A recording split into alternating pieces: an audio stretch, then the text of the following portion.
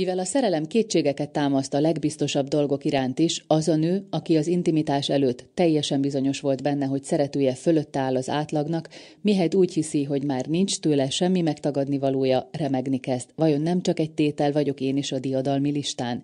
Stendhal a Szerelemről című könyvéből idéztem néhány sort, hogy mutassam, van, ami sohasem változik. Ugyanakkor, mivel Stendhal kötetek korrajz is, igaz nem a saját koráé, természetesen nagyon sok a különbség, ahogyan a szerelmet megélték férfiak és nők, bizonytalansággal, titkokkal, elfojtásokkal. Kovács Ilona irodalomtörténész sok olyan dolgot mesél, ami közvetlenül nem olvasható ki ebből a kötetből, de nagyon izgalmas, ha tudunk róla. Például az átlag olvasó számára nyilvánvalóan nem derül ki, hogy itt egy nagy boldogtalan szerelem van a szöveg mögött, amelyet ő sublimál. Tehát itt arról van szó, hogy neki volt egy olyan nagyon nagy szerelme, még fiatal korában, amelyik teljesen boldogtalan volt, és elég hamar felismerte egyébként, hogy nincs semmilyen remény a beteljesülésre.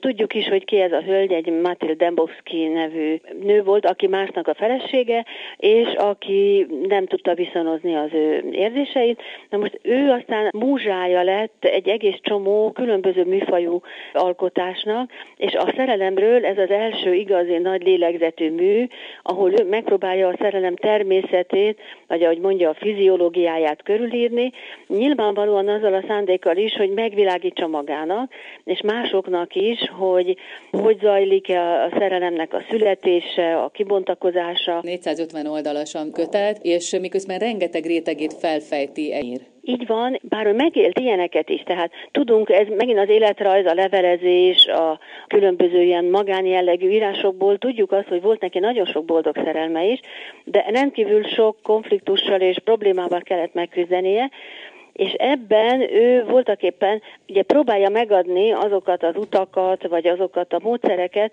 amikkel talán jobban meg lehet közelíteni a beteljesülést.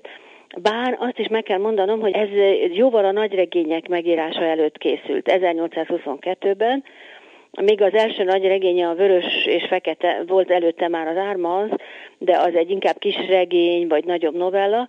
Azokban egy másik irányba fejlődött az ő gondolkodása, és lassan egyre inkább a transzcendencia felé fordult, ami azt jelenti, hogy kezdte azt gondolni, hogy a Földön, tehát az emberi életnek a keretei között nem is lehet igazán boldog, beteljesült szerelem, amelyik még tartós is legyen. Ugye az ember manapság rengeteg önsegítő, vagy a párkapcsolatokkal foglalkozó könyvet olvas, amiben nagyon sok szó esik arról, hogy a szenvedélyes szerelem tulajdonképpen rólunk szól, hagyjuk, hogy szeressenek minket, vagy azt imádjuk a másikban, hogy minket szeret. És nagyon jó és egyszerű képet talált erre a Sóbányába beesett kis galjacskáról, ahogy a sókristályok ráépülnek. Stendhal képzőművész is volt, tehát a kézirataiban is rengeteget rajzol, és például az egyik önéletrajzi művéből, az Henri Brulard életéből kiderül, hogy ő például a kiállításokat, amikor megnézte, akkor ott helyben ilyen skicceket, vázlatokat készített, és azt otthon ki is dolgozta, ezeket tette bele a naplójába például,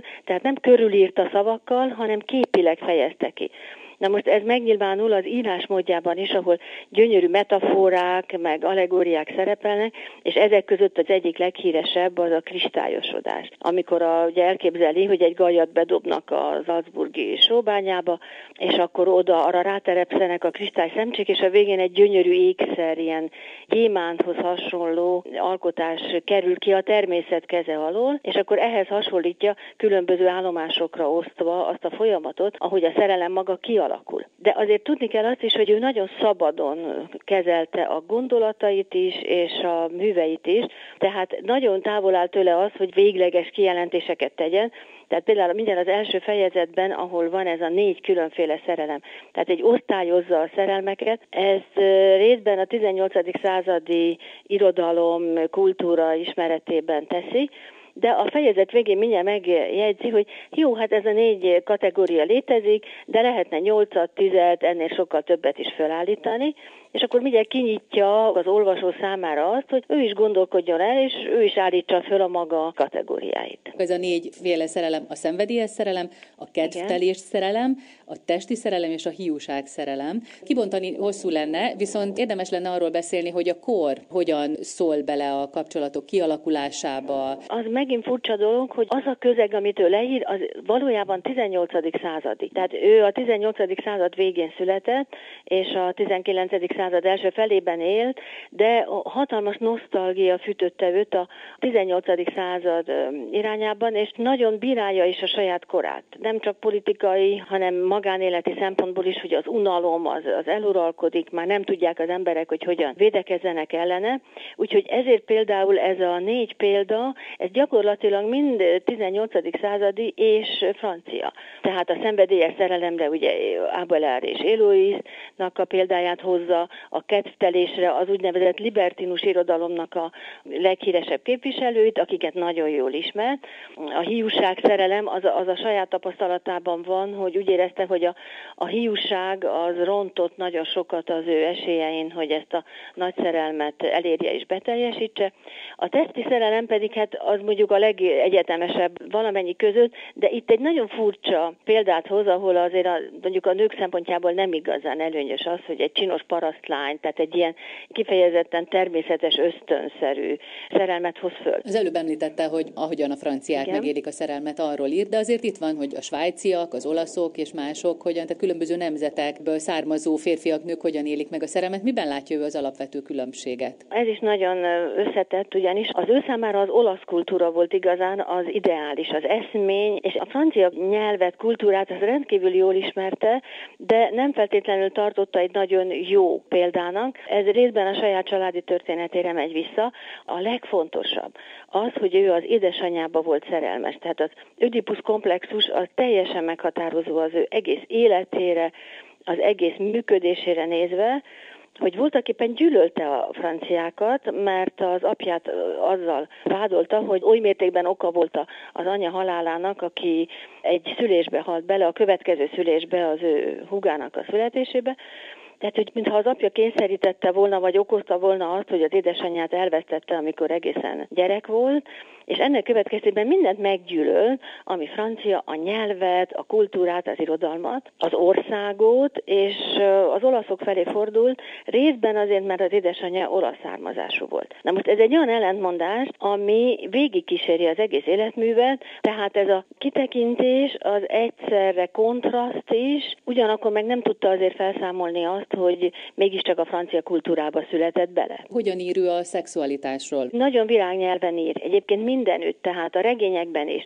Ő sehol sem obszcén, vagy sehol sem nagyon nyílt és explicit, kivéve a bizalmas naplókat, ahol vannak olyan rajzok és olyan mondatok, amiket ugye akkor nem lehetett nyomtatásban megjelentetni, és amit ő talán nem is bocsátott volna a közönség elé.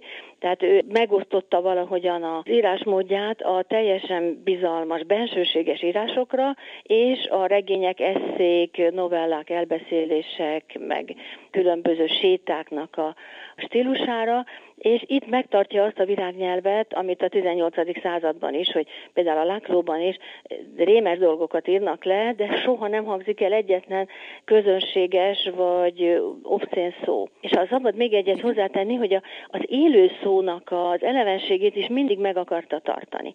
Tehát olyan, mintha társalogna az olvasójával.